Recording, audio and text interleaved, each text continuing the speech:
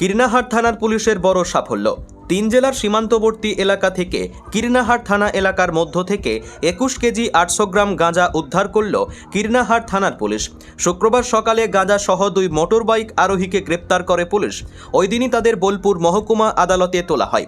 Police সূত্রে খবর, বৃহস্পতিবার গভীর রাতে কীর্ণাহাট থানা এলাকার 3 জেলার সীমান্তবর্তী অঞ্চলে নাকা চেকিং চালাচ্ছিল পুলিশ।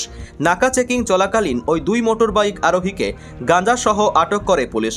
ধৃতদের নাম বছর 40-এর মুর্শিদাবাদের খড়গ্রামের মহিদুল শেখ এবং বছর 60-এর বীরভূমের মল্লারপুরের ফুলচাঁদ শেখ বলে জানা গেছে।